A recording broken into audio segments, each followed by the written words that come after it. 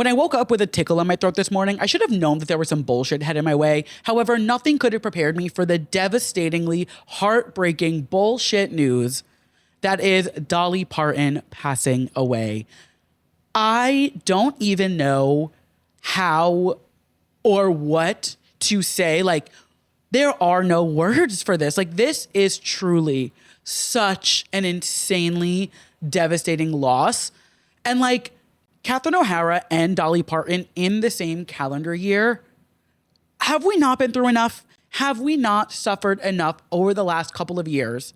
And you've got to take them both away from us. Don't even get me started with Hayden Panettiere last week. Like, if I have to come on this podcast next week for a third week in a row and talk about an unproblematic white person passing away when Donald Trump is right there, I am truly crushed by this news. Like, Dolly was such just not an icon is honestly not even putting it in the right words. You know, she was such a figure in culture and her music, her movies, just her as a person. Like, she was such an incredible human being. I saw somebody post that like she is the perfect human being that walked on this earth. And it's honestly true. She led with such love and positivity. She was always standing up for what was right and using her voice and donating money and, you know, making the Imagination Library and donating books to children and just always on the right side of history.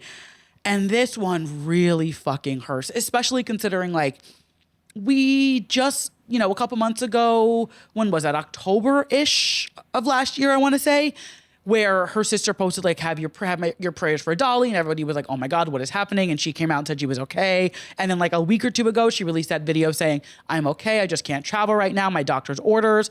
So, you know, we always unfortunately have these kind of scares with Dolly, but she always comes through and tells us like, hey, I'm okay. And then today the video gets posted and it's her family member telling us that she's gone. It just like, oh my God, what a devastating loss. I don't even have the words to discuss it even further. So I didn't even put it in like our topics for the week because what is there to say? Like, what a fucking loss. This one sucks, guys. Like, I've said on the podcast before, like Dolly Parton feels like the glue that keeps the world together. And now that she is gone, like, it's just, oh my God, so fucking devastating. This is one of those celebrity deaths that like, this is like one of those, you remember where you were when Dolly Parton passed away kind of moments. Just so incredibly heartbreaking. But, you know, I hate to start things on a negative note and I hate to, you know, sound so sad because I have this tickle in my throat that was maybe my body telling me Dolly was going to pass. But hello, everybody. Welcome to Too Pop to Handle. I am your host, Andrew Nucatola, your pop culture best friend. And as always, I hope you guys are having a fabulous week, though. Who could be having a fabulous week with news like that? Oh, it's just so heavy. I feel like throughout the entire next couple of weeks, I'm just going to remember randomly that Dolly Parton is dead. And that is just... oh my God, this sucks. This fucking sucks. But hello, everyone. Again, I hope you are having a fabulous week despite the devastating loss. I was honestly having a fabulous week, and I still am. You know, obviously, we are going to move on and continue to, you know, do our thing. It is no shock to anybody listening. If you've listened to the show for any length of time or just know me at all, I love O'Mary. I would see O'Mary every single night of the week if I could. And I went and saw O'Mary with Meg Stalter last week for our anniversary. My boyfriend and I celebrated 5 years. And so for our anniversary gift, I got us front row tickets to see Meg Stalter and O'Mary. Yes, I am the boyfriend of the year. It's fine. But I got us front row seats to see Meg and O'Mary because we love hacks. My boyfriend always says, like, I want to go see O'Mary, but I'll go when it's the right person. And Meg Stalter could not have been the more perfect person for him to see this with. This was my third Mary. I've seen Cole, I saw Jinx, and now I saw Meg. And I just love this show, you guys, so damn much. It is just the most ridiculous 90 minutes of your life. And what I love most of all is that each Mary in this show just adds something so different and special to it. I mean, Cole Escola, of course, they wrote the show. They are the ones who brought this to life. So on paper, Cole's going to be the closest to who Mary Todd Lincoln in Oh Mary is going to be. So I think for that reason alone, Cole will always be my favorite Mary. But like, it is by the hair on my chin. Like, Jinx was so the way that she was pronouncing certain things and the way that she put emphasis on words that were just so unnecessary. It just made it so much funnier. Meg Stalter's physical comedy that she added to the role. She does this whole bit where she's like sticking her tongue out at the end of every single line. And it is so insanely stupid, and just the show itself lends such an incredible script and just like stupid moments throughout the show. But the people that they continue to cast for this show just get better and better as it goes. Bowen Yang is next, and I wasn't gonna like go out of my way to see it, but I think I'm gonna have to go see it. Like, I just want to see Oh Mary every single day of my life. And if you have not seen it yet, I don't know what else I can do to urge you to go. It is seriously such a fun show. And my boyfriend doesn't even like Broadway. He does not like plays. He doesn't like musicals. Like, he never comes to these things with me, but I knew he would love this. And so when we left that theater and he was smiling ear to ear walking down the street, I was like, yeah, I fucking ate that. Like, I fucking ate that anniversary gift, and it was just so much fun. If you have not seen this show, if you have already seen the show and you're like, I don't need to see it again, you do. There is no limit in which you could see Oh Mary and it would get boring. It is just, oh my God, I love it so much. But aside from seeing Oh Mary for a third time, I also went and treated myself to a little afternoon at the cinema on Friday. I had a summer Friday, and, you know, I used my AMC A-list to my advantage and booked a 2 p.m. screening of The End of Oak Street, the new Anne Hathaway movie. And it was definitely a movie. I wouldn't say I disliked it, but I definitely didn't love it. It was like fine. The premise is like Anne Hathaway and her family's neighborhood. It's set in the 80s, and it gets like teleported through a portal to prehistoric times, and their town is like taken over by dinosaurs, basically. And the premise is fun. Like, I think the plot is like an original movie that, you know, we are begging for original scripts. So that's why I was excited to see this. And it wasn't bad, like I said, by all means. It was perfectly fine. But there were definitely some points in the movie where I was like, now what the hell is going on in here on this day? Like, there was one point where a dinosaur like comes into their home through the window and is banging down the teenage boy's door. And this 13-year-old boy somehow has the strength to hold a wooden door shut as a dinosaur is banging down this door. Now, you know, what I know about teenage boys and what I know about dinosaurs, I don't think they have the strength. You know, it's not an equal playing field there. You know, it's kind of like that whole, what was it, 100 men versus one gorilla debate or whatever the fuck that was a couple years ago. It was just like, this just isn't feasible. And again, this is a movie about dinosaurs, so like obviously all of us a little like woohoo kind of vibes. But then also like they're running through the town at one point and like another group of people runs past them and they're being chased by a dinosaur, but like they're getting through unscathed, which seemed like, oh, everybody else is getting attacked, but you guys aren't. And even when they are getting attacked, like there's these just like unrealistic, and again, this is a dinosaur movie, all of it's unrealistic in the sense of like knowing how humans and dinosaurs would interact. But at one point, the dad is like, the dinosaur's attacking Anne Hathaway or trying to, and the dinosaur, like the dad hits the dinosaur with a hammer or some sorts, and it like turns around and he hits them in the face with the hammer, and the dinosaur like falls to the ground. And I just am like, in what world is a 40-year-old white man hitting a dinosaur with a hammer and knocking it out? A T-Rex, I believe, if I'm, you know, up on my dinosaur lingo. Like, there's just like things in the movie that happened where I was like, okay, so according to my calculations, a man hitting a dinosaur with a hammer and a 13-year-old boy holding a door closed isn't stopping a dinosaur, but in the End of Oak Street, it did. I thought Anne Hathaway was great, as she always is. I thought the acting was good. Like, I thought it was, again, totally fine film, but there were just moments in it where I was like, oh, okay, we're really going for the like sci-fi, extend your imagination with this one kind of vibe. I think it was like a perfect 2 p.m. Summer Friday movie. I wouldn't tell you to run to go see it, but if you're looking for something to do, sure. It was something, it was nice to see it in the theater. I love a popcorn. I love, sitting in the movies and just enjoying the company of a movie theater. And I'm glad I saw it, but my life before and after the movie are exactly the same. I'm really selling it to you guys. I do imagine when I make my ranking of Anne Hathaway movies for the year, I believe it will be at the bottom. We have Verity left, and I do think I'm going to fucking love that movie. I mean, Dakota Johnson and Anne Hathaway in a movie together, let alone acting together, but like that press tour is going to be unfucking believable. But I do imagine End of Oak Street will be at the end of my list. But, we'll have to wait and see until I think Verity comes out in October, November, maybe December. Honestly, I have no idea. But when that happens, it happens. And to nobody's surprise, I ended up at the Jonas Brothers Burn It Up tour all over again on Saturday night. But we will get there.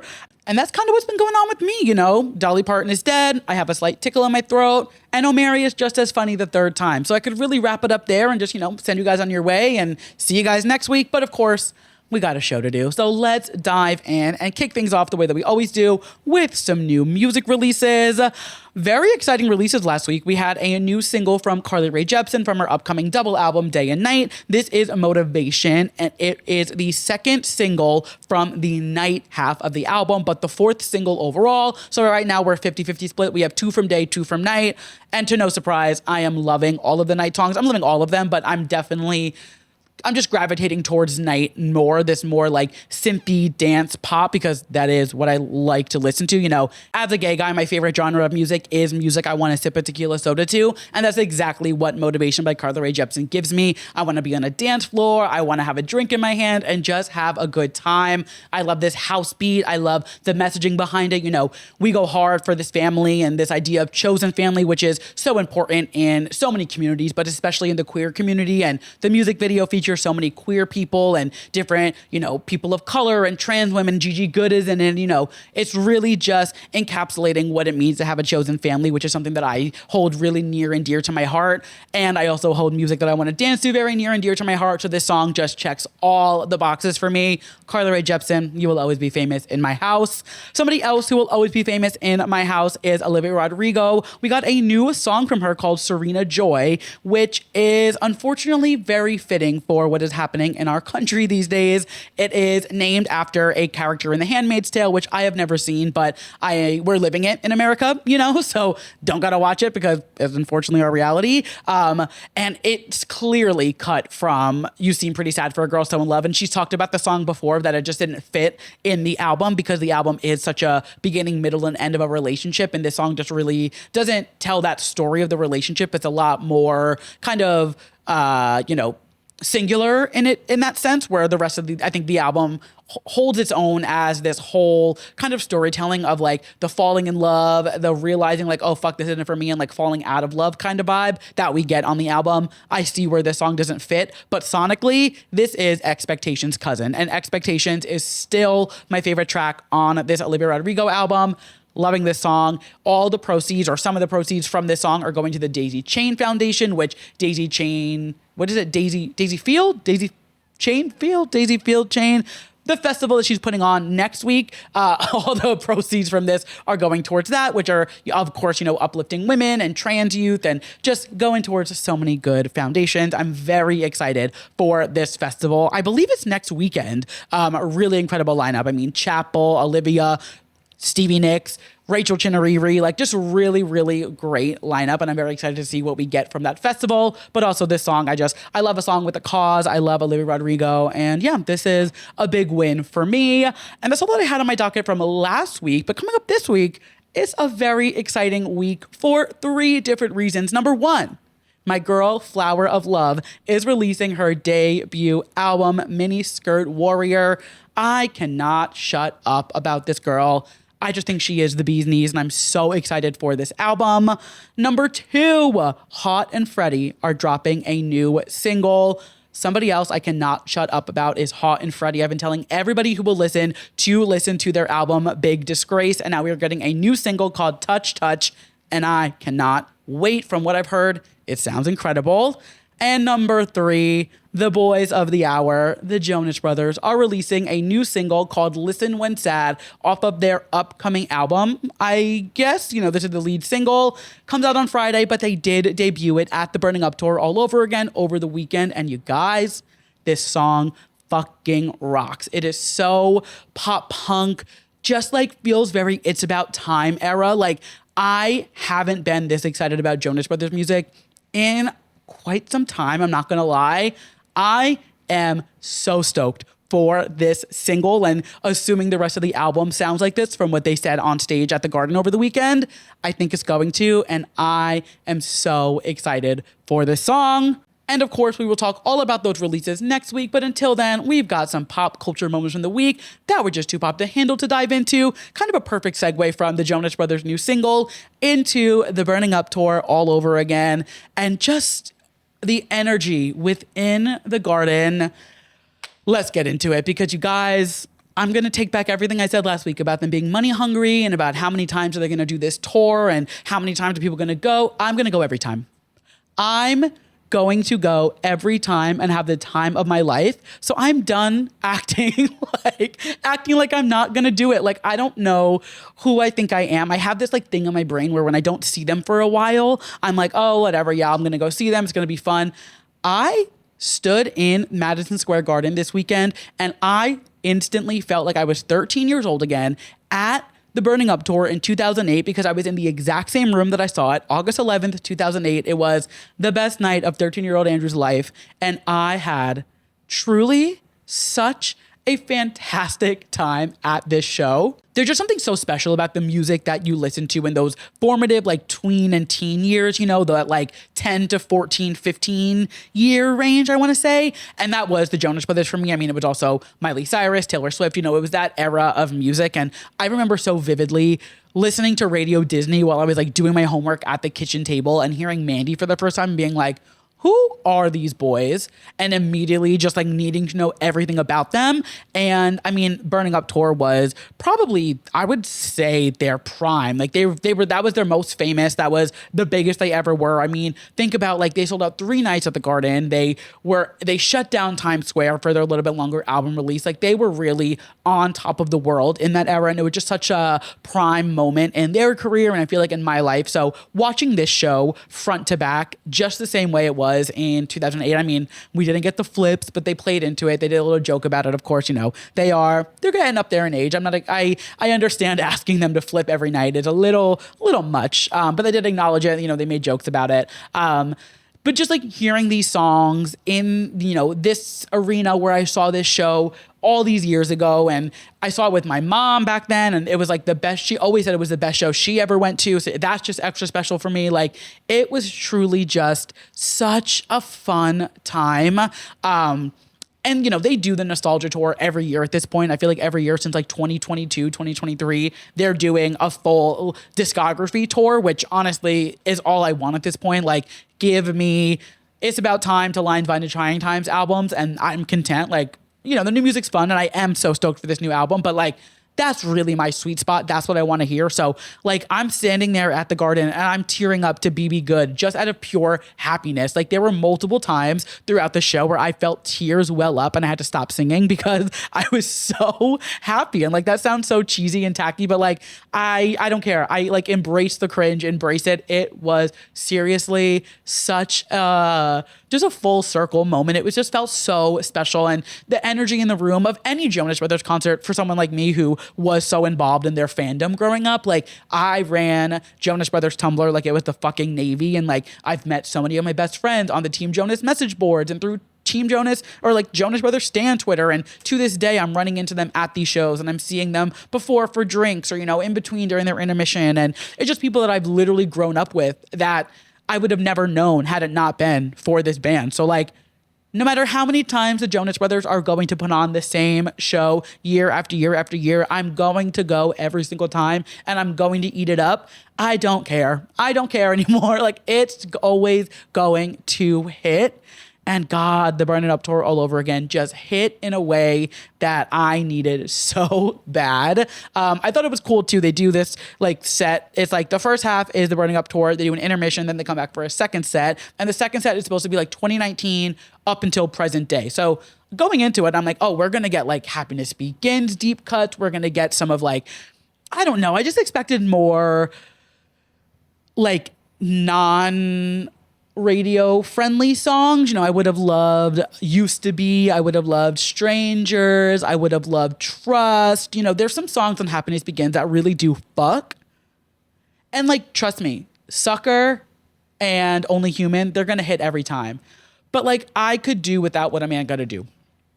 I could do without it. There's just some songs that they sang and I was like, how many times are we going to crank this song out? You know, it does get to a point where I'm like, all right, let's wrap it up. I texted my friend at one point and I was like, can they wrap it up? Like, they should have ended it at the Burn It Up tour and like called it a day. It just was, you know, the second act was it wasn't rough. They were great. Like they sounded great. They looked great. Oh my God. They came out in these red suits and the first half of the show, they're all guns out. Like it is the gun show times 3. All of them are aging like fine wine. And like, I've always, you know, had a crush on a Jonas brother here and there. You know, Joe Jonas will always be my number one celebrity crush. But, you know, Nick teeters in and I'm going to even give it to Kevin. Kevin looks really good these days. But like, they all look really good. And like for the most of the first act, they are all sleeveless and it's just muscles and arms and like a lot to handle. It was a lot to handle for closeted Andrew at, you know, 13 at the Burning Up tour. But now like 31-year-old gay as fuck Andrew watching these boys up on that stage, just like, you know, they looked fantastic. And then they come out in these suits and they look so dapper. And then at one point they're like ripping their ties off and unbuttoning. And I'm like, oh my God, like your wife is in the building, Nick. What are we doing? You know, but hey, I'm going to go every time and I'm going to eat it up. But yeah, the second act I could have done without, but I'm not mad about it. You know, like it was fun. I had a good time. Would I have made some set list adjustments? Absolutely. Am I upset that I got to watch them perform for 15 extra minutes? Of course not. It was still fun. It's always going to be special. I mean, they also did Walls, which they haven't done in this tour yet, which I do love that. The album, I will give them. The album is very good. I did like the last one too, Greetings from Your Hometown, but they just don't stick anymore for some reason. I don't know what it is. I do think my music taste has kind of switched a little bit. I feel like I really reach for more, I'm going to say, gayer music than the Jonas Brothers. You know, they do kind of cater to more of a straight women audience. When I was trying to, you know, I was like, I like the Jonas Brothers because they're boys and I'm a boy and I like boy music. And I was like, bitch, this is not boy music. They are on the Disney Channel. But I was trying.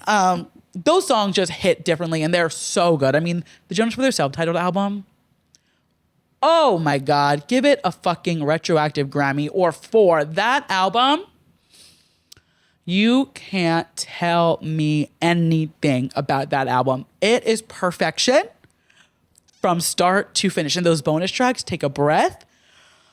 Oh my God, I could write a dissertation on that album. And that's what I'm saying. Like hearing these old songs just sparks something in me that is so formative to my brain. I like immediately transport back to being 13 years old and like going and sleeping on the street to see them on Good Morning America, or making a puffy paint t-shirt and just having like the time of my life. And even like Happiness Begins, I was fucking Looney Tunes following them around the country. And that was 7 years ago, which is also crazy that was already 7 years ago. But like, I was 23 following them around the country for the comeback. Like that was such a fun time in my life. And I don't know, you know, I bitch and moan about them and I'll call them everything in the book, but I put my work in. Let's just say that I put my work in with the boys. I'm allowed to manage them a little bit. You know, I'm allowed to nitpick because I've done the work. I've been on the front lines when nobody else was. I was streaming pom-poms.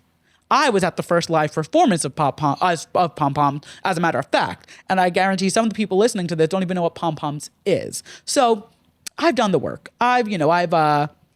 I've earned my veteran status in the Jonas Brothers fandom. I'm allowed to get in some shit, and I'm also allowed to eat it up every single time, and that's exactly what I'm going to do. Like I said last week, the tour is now going to like 50 fucking states. You could go see them.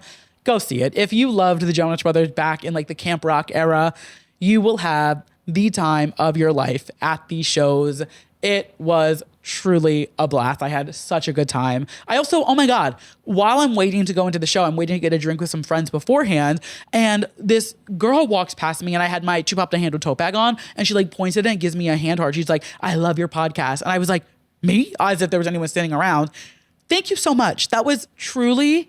It made my night before the night even started. If you are listening to this episode, which I hope that you are because you were also at the Jonas Brothers show, so I imagine, a Jonas Brothers episode you'll be tuned into, or I hope you tune in every week. I didn't catch your name. It was such a quick interaction. It was so sweet and like quick and simple. Thank you so much. That seriously, like I've been running on that high up until I found out Dolly Parton died. Like I've got to laugh about it because otherwise I will cry. Thank you so much. And if anybody ever sees me out and about, please say hello. Please, yell something. It's the coolest thing. I even got a message from somebody on LinkedIn who was like, I think I saw you at the show, but I wasn't sure if it was you. Always come say hello, come say hi. Like it is so cool. And that really made my night. So to the girl who said hello to me before, shoot me a DM. I would love to just like say thank you to you there as well. It was just such a kind way to start the night. But there was some news that came out of the weekend. Joe Jonas accidentally announced a pregnancy at the Burning Up tour all over again, but I'm going to come in and, defend Joe Jonas as I always do. But like, as somebody who was in the room, this was not Joe Jonas's fault. So essentially what had happened is there was a sign and it said, husband doesn't know we're going for round 2, or husband doesn't know about round 2. And he takes his in-ears out. He's like, oh my God, you're expecting a baby, like round 2? Congratulations. Do you want to tell him? And the woman proceeded to hand Joe her phone and let him do this. It was very clear that Joe was going to announce a pregnancy to this woman's husband, Dylan, I believe his name was, on FaceTime, on stage at the Garden. And she let him do it. There was ample time for her to stop this and say, no, just second round of the concert. Which, why doesn't your husband know that you're at a show? Why are you lying to your husband if he's at home with the kids? But that's neither here nor there. Joe Jonas did nothing wrong in this situation. Like the fact that she literally handed him the phone, understanding that he thought it was a pregnancy announcement. It was such a weird interaction. And like, not that he did anything wrong. That's literally what he said. And she agreed to it. It was just so bizarre. And the fact that it was like making news is so funny. Also, Joe's been active on TikTok. He like commented on somebody made a TikTok saying that Nick Jonas was like miserable during the entire show. And he was like, he was not miserable. Like he was very happy to be performing these shows. As parasocial as this sounds, that is just Nick Jonas. He kind of always looks a little uninterested. It's just like kind of his thing. There's a lot of weird opinions floating around on the internet, which again, common thread of the podcast the last couple of weeks. People are fucking weird. Lots of weird takes about the Jonas Brothers, and considering that's my family, I would like it if you guys stopped. However, go see the Burning Up tour all over again. I had so much fun. Moving into the next moment of the week that was just too pop to handle. This one's interesting. Lady Gaga and fiancé Michael Polansky have launched Outer Biosciences, an AI-powered biotech startup that keeps donated human skin alive in the lab for weeks to test compounds on real tissue instead of relying on animal testing. So the results train AI models to predict which ingredients are safest and most effective before human trials, aiming to speed up the discovery of new skincare ingredients and treatments for skin diseases. The startup has been operating quietly for several years and says that this approach could significantly speed up the discovery of new treatments and skincare ingredients. They went on to say that Michael Polansky, Lady Gaga's fiancé, built this out of frustration that the pace of innovation in biology and chemistry has never matched software, in large part because there's no ethical way to run experiments directly on people. Now, there's no denying I hate anything involving AI. Obviously, that's something I talk about probably every week at this point because it's just something that it just irks me. So when I see this and I see like Lady Gaga's launching an AI and I'm like, what the hell are we doing, Stephanie? Like, what do you mean we're launching an AI company? And then I research a little bit more and it becomes evident that like this isn't AI in the sense of, somebody using ChatGPT to make a flyer for their stupid fucking event coming up. This is healthcare AI using this technology to make advances in these studies. Does it scare me that we have technology and computers that are able to work at a pace so rapidly and advanced over human beings' brains? Absolutely. I think it is so wild that we are able to train a computer to speed up this process that a human being cannot do yet because we don't have the knowledge to do so yet. And it also begs the question, if we don't have the knowledge as human beings, how are we able to train a computer to do these things? But that is out of my pay grade to break down. That's not what we're here to do. What I am here to do is kind of try to connect where I see Lady Gaga's interests in this and why she is on board with this. And again, this is not necessarily the AI, the generative AI that we are seeing people like Tyga make an album with, or, people make a flyer with on ChatGPT, like I said. This is advancing in medical procedures, which there are good uses of AI when it's actually helping people and is able to kind of advance things. Again, do I love the use of it? Absolutely not. But I understand that sometimes it is helping these causes. Where I do understand Lady Gaga's involvement in this is the fact that House Labs is so big on anti-animal testing, and she's always been very vocal about ethical testing, and House Labs has become such I feel like, they have skincare products and makeup and they're very clean, and she's always trying to, make sure things are ethically sourced and done the proper way and that no one's getting harmed, animal or human. So I understand where that tie-in comes in there. It makes sense there. They said that Polansky and his team were reportedly not satisfied with the traditional stand-ins used by scientists, such as animal models and lab-grown or organoids that mimic the structure and development of real human organs in order to better understand how real human organs behave. So instead of engineering a synthetic organ, oh my God, am I okay? So instead of engineering a synthetic organ, the company says it ethically sourced real human skin that would typically be tossed after surgery, mostly plastic surgery, usually within hours of the surgery while it is still quote unquote alive. The samples are then de-identified to protect the donor and supply organization's privacy, and then fed nutrients and stripped of metabolic waste, and to extend the sample's viability well past the industry norm. This is some Frankenstein shit. This is Lady Gaga went on Wednesday and saw the Addams Family, that spooky, ooky, kooky shit, and said, give me their skin, we're going to test on it. And that is kind of cool that they're able to do this. This is something that, thinking about growing up in the early 2000s, everything was no more animal testing. And you would see the videos of the bunnies and things like that. It was just this horrible narrative, and it's a horrible thing. It should be horribly narrated as well. But, it's something that's been so on the forefront of the beauty industry for so long. And I think so many companies take such pride in ethically testing their makeup and their products and skincare. So I think this is great in that sense. I do see a lot of fans really upset by this, saying how could you go into this and how could you, get involved in that? And I understand that this is so out of left field. So it seems, but I'm trying to look at it in a lens of what Gaga stands for in her brands and with House Labs. And just, even in, I think it was her Rolling Stone interview, she said when she met Michael, because Michael is, he's an investor in some big cancer research company. That's totally the dumbed down version of it, but this is not out of left field for Michael. He's very involved in the tech healthcare side of things. And when she first met Michael after their third or fourth date, she quit smoking cigarettes because he was hey, this is not healthy. She did say that she still smokes when she's drunk, which that's my girl. I see her, I get that. But this, I think Michael and his lifestyle and his interests have really infiltrated Lady Gaga's life. And, they're obviously engaged and whatever.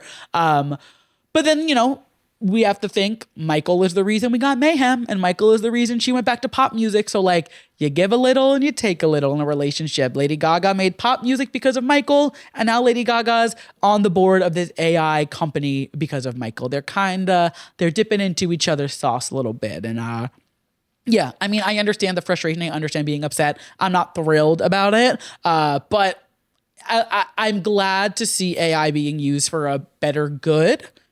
I'd rather see it not being used at all. But if it has to be used, I'm thankful that it's to advance things like this and to do ethical testing in that sense. keep it out of my music, keep it out of my fucking Instagram feed and all of that bullshit. Keep it in a medical sense and things of that nature. And there can be some type of balance, that's all I'm going to say there. Moving into the next moment of the week that was just too pop to handle, the Grammys had released a 48-minute long video of Taylor Swift talking about her music as a part of the Icon sessions. And I could just listen to that lady talk about her music for days. If anybody's unfamiliar, the Icon Sessions is a Recording Academy series spotlighting artists shaping the sound of popular music, pairing candid conversation with career retrospectives. And this conversation was really just a treat. It was such an insight into her creative process, and she's shared her creative process with us for her entire career. I mean, she's always been very open about her songwriting process, her, recording process, being in the producer seat. There's the videos of her and Jack riding getaway car, and, all of these moments she's been so candid about and shown us voice memos on her phone and things like that. But hearing her sit down in a one spot, all-encompassing interview, just talking about kind of each album and how, not that they differed from each other, but the way that she approached them and the way that they kind of give different marks in her career. She was, of course, saying, they were talking about like how Tim McGraw and Songs on Debut really introduced us to her storytelling and how that was something that she was so known for. And when she released Mean, everyone was saying she would stop being so country. So she was like, add more banjo to it. And it was so cool to hear her talk about like, when I went into the studio for I Knew You Were Trouble, it was a piano ballad. And they were like, what if we made it a big house track instead and added like dubstep to it? And they ran with it and it became I Knew You Were Trouble. It's cool to hear an artist talk about their process and to discuss the way that even if you think it's going to end up one way, it doesn't. And even if you're in the industry for so long, you're going to have eye-opening moments in the studio. And I just think Taylor, this isn't a new thought, but Taylor is really such a masterclass in music when it comes to writing, production. I think she just had such a talent in bringing songs to life in more ways than just her lyrics. And I think that's what I love so much about 1989, I think about like that sonically, that album, just, you feel the songs out of the woods. You feel like you're having a panic attack in those choruses where she's just repeating it over and over, which is the point, there's just all you had to do was stay with the stay, the loud screaming part is like she was having a nightmare, or she was opening a door and all they kept screaming was stay. And so she put it in the song. There's really these really intentional parts of her music that make it so stand out, and why Taylor Swift is Taylor Swift 20 years later, This is a really, really great conversation. And I urge everybody, fan or not, listen to this. It was really insightful to just the process in which, she creates her music. Of course, she had to bring up the recent controversy about her lyric style and things like that. And I had my 2 cents to say about Life of a Showgirl. I did a whole album breakdown episode with Delaney if you want to go listen to it. And I'm in the middle still with Life of a Showgirl. It's definitely nowhere near the top of my list, but it's not my least favorite Taylor. I'm not going to get into that. Yeah, it's not my favorite album, but it is what it is. And like, I think Honey still fucks. I think Fate of Ophelia is great. Opalite. There are songs on that album that are really good. But as a whole project, it just like wasn't for me, which is totally fine. And she gets into this point of people saying, I can't believe the same person who wrote this, because one would be very simplistic and silly and one would be very like detailed and deep. But I think human contradiction is fun. I think it's fun to make playful songs. I think it's fun to make songs that are desolate and lonely and just bedraggled lyrically as well. And that's its human contradiction that I find interesting. And I mean, this is exactly what the conversation about Life of a Showgirl versus, Folklore, Evermore type albums was. This was Tortured Poets Department even. Like, people were comparing them so closely because of the lyrical content, the production content, and I had my thoughts on the album, and it is what it is. But I said on the Life of a Showgirl, both the album breakdown and on my episode covering the album, I think it's called Life of a Showgirl, is not that deep because it's not. The lyrics on the Life of a Showgirl are no more silly than things that we've gotten in the past. I mean, Me, You Need to Calm Down, Shake It Off. These are all songs that are very silly. We are never ever getting back together. Like, Taylor's always done silly. She's always given us some kind of funny little kitschy songs. I think maybe Life of a Showgirl was a little too many of them for some people, which I'm not getting into the the psychology behind why people did or didn't like Life of a Showgirl. But I appreciate her kind of addressing it and talking about it and saying like, there is fun in human contradiction. And I get that, there is this idea of like, do I always have to be on and 100% the English teacher all the time? Or like, can I just have fun and be silly? And I think, in the height of the moment, I think a lot of people were just like, what the hell is this? And even the first couple of days, I was like, what the fuck? And the more I sat with it, I was like, all right, you know what? It's fun. It is what it is. She also went on to say, and I love this, she said, I love writing a song mocking the people who make fun of me and using a word that they have to look up. I think it's so funny the way that she has come into this, confidence over the last, it's been many years now, but she's very comfortable being like, yeah, I'm smarter than a lot of you and I'm smarter than some of the people talking about me and we're talking about my music and whatever. I'm going to use words that none of you have ever heard in your life, but then I'm also going to write a song like Would that is so simple. And she's, I don't know. There's something about Taylor's personality over the last couple of years since the Eras tour where she's just got this like new sparkle. And I hate to even say this, but it's like, maybe it was the breakup and like finding Travis and like becoming more of herself in that. And I would never, ever say that like a woman needed a man for that, obviously. But I think there's been a big 180 from her last relationship to now where she can kind of be a lot more forward spoken. And she just has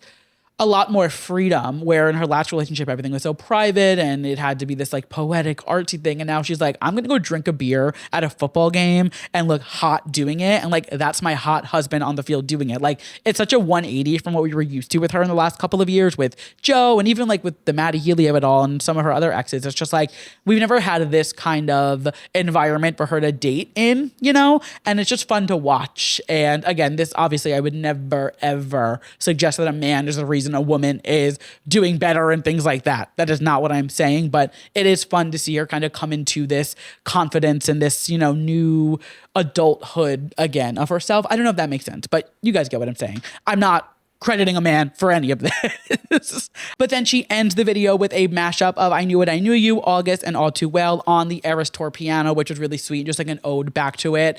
And I think we're going to be seeing a lot of Taylor Swift over the next couple of months as we get into award season and as, for-year consideration events start popping up. I think she is gunning for the Oscar for I Knew What I Knew You for Best Original Song for a Motion Picture. I think she is really, that's the next thing on her vision board. So I think we're going to see her a lot. I feel like she's going to be showing up to a Golden Globe. Like, I think she's going to be showing up to a lot more of these award shows that she's been to but doesn't go to every single year. I just have a feeling between gunning for these awards, which I cannot blame her. Do it, girl. You put the work in. And then the 20th anniversary of debut coming up. I think we're coming into an era of seeing Taylor a lot more, which I'm always here for. I love to see her out doing her thing. And of course, with football season too, she'll be at the games and cheering Travis on.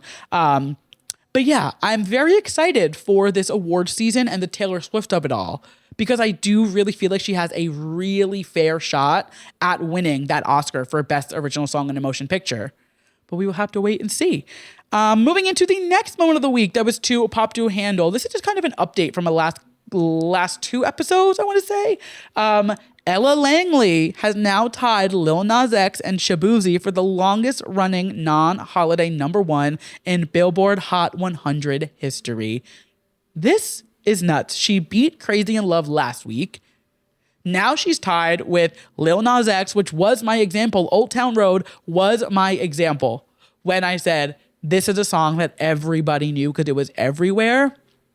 She's tied with it now, and she's creeping up on All I Want for Christmas Is You, which is probably the most known song in the English language and probably in other countries as well. Mariah is global. The fact that Ella Langley is about to tie this, again, I don't know Ella. I don't know Miss Langley. She could be a nice girl. She could be a bitch. I don't know.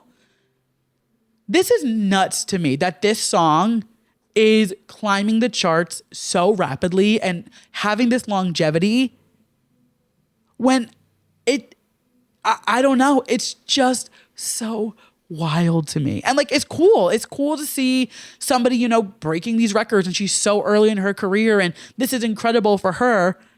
But it just kind of puts into perspective where we're at in terms of like culturally and like how we consume music and how this is the number one song right now and has been for 20 weeks.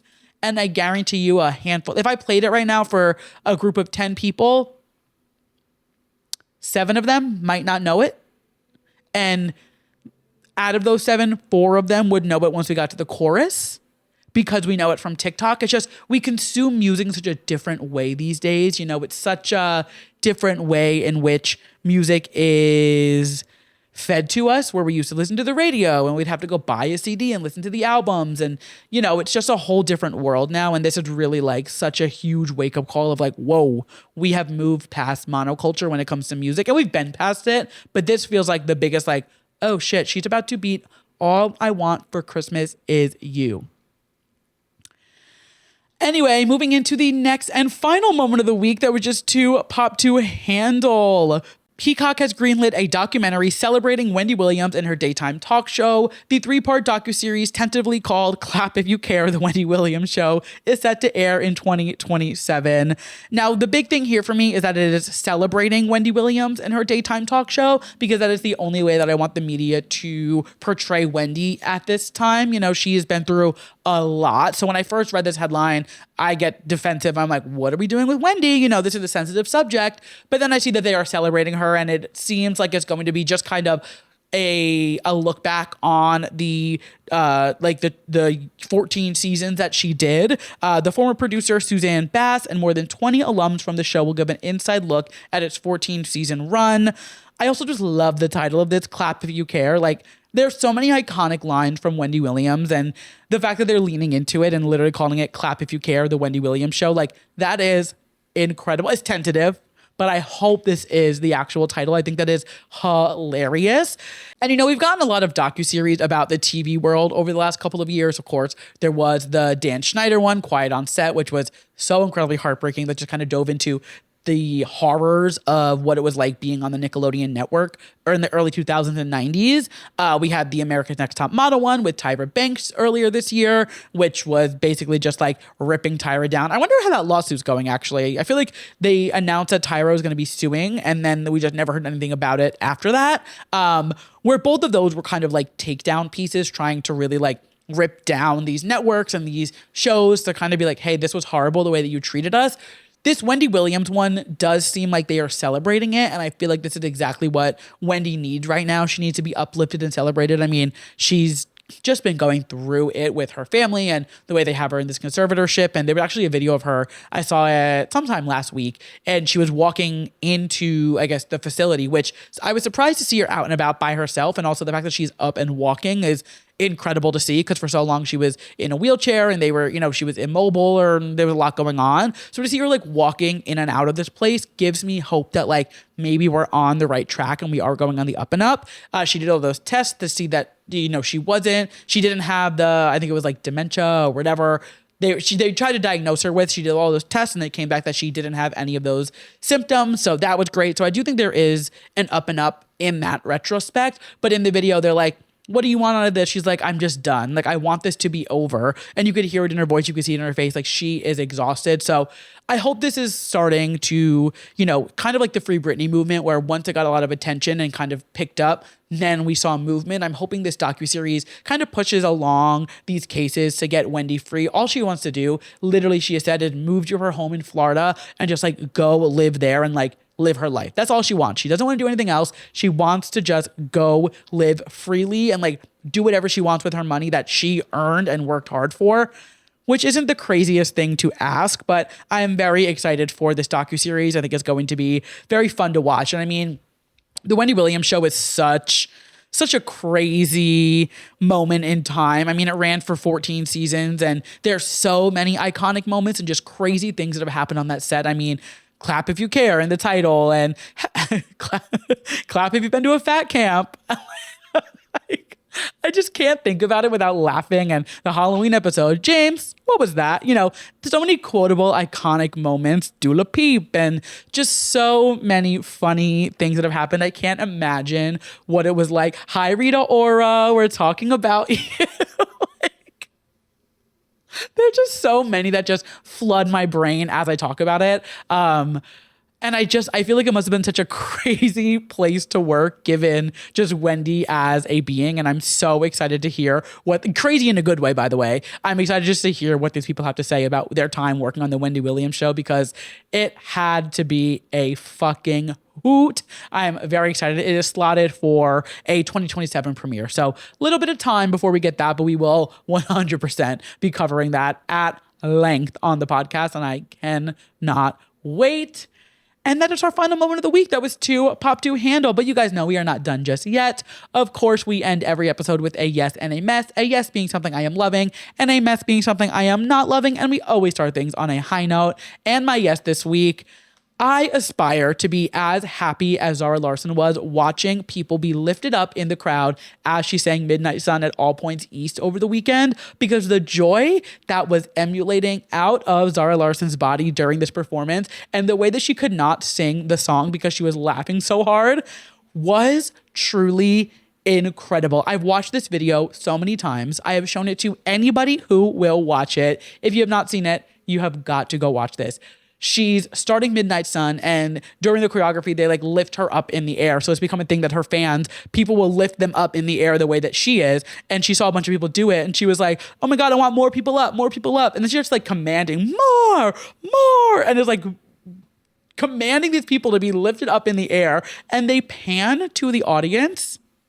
And when I tell you, it is a sea of Zara Larsson impersonators up in the air, just recreating it is the funniest thing. And watching Zara, she can't get a word out because she is laughing so hard. It is the most infectious laugh I have heard in a while. And I feel like in a world in which Dolly Parton is dead, we need these laughs right now. You know, we've got to find anything we can take to make us laugh. So Zara Larsson, I know that, you know, it didn't happen then, but thank you for bringing this joy to us in this more trying times. Yeah, as of the news that broke today about Dolly Parton.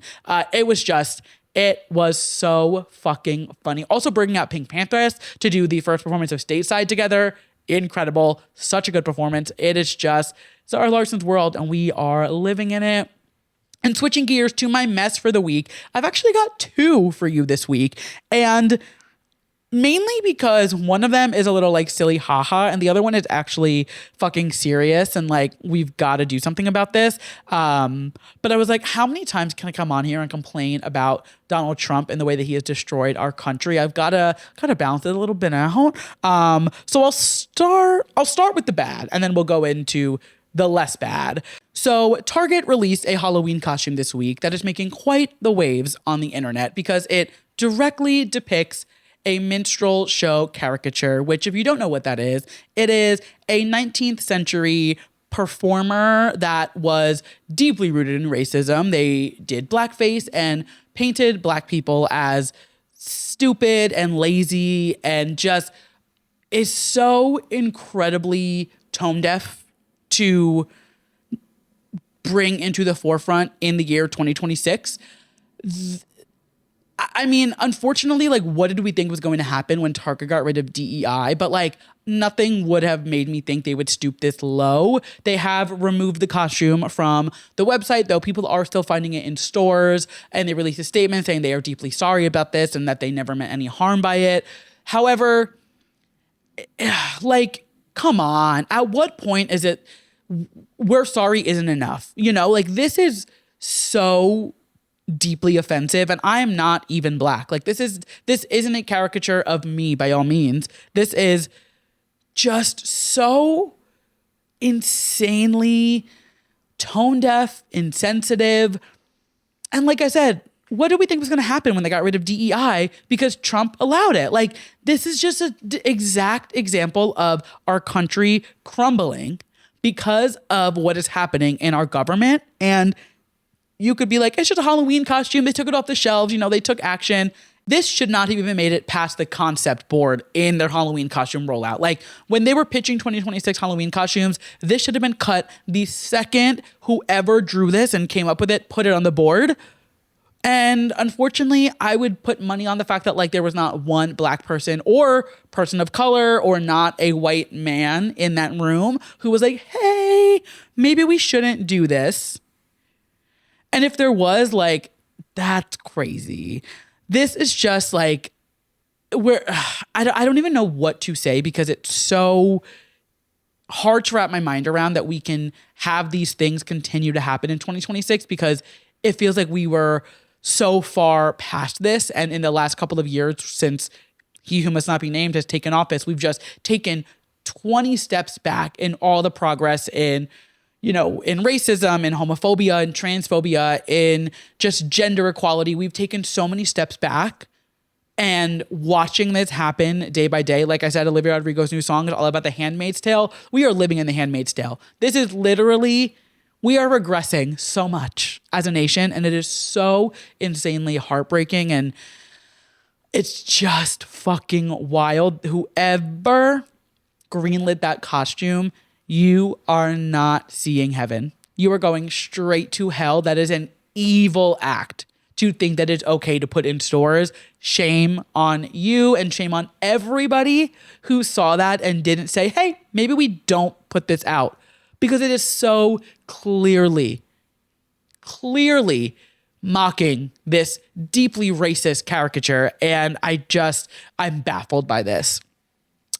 And, to soften this up a little bit and give you something a little more silly, because I don't want to, piss everybody. I can't start on Dolly Parton dying and end on racism. That's crazy. I've got to balance it out somehow.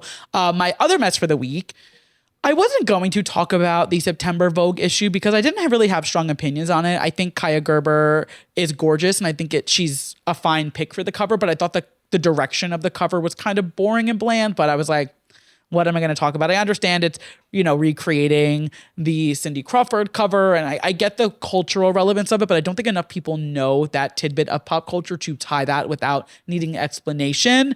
So I was just like, whatever, I'm going to let it rock. It is what it is. But now I'm seeing all of these international Vogue covers. Nicole Kidman for British Vogue, Anne Hathaway for Vogue China, Dua Lipa for Vogue Italia. We fucked up.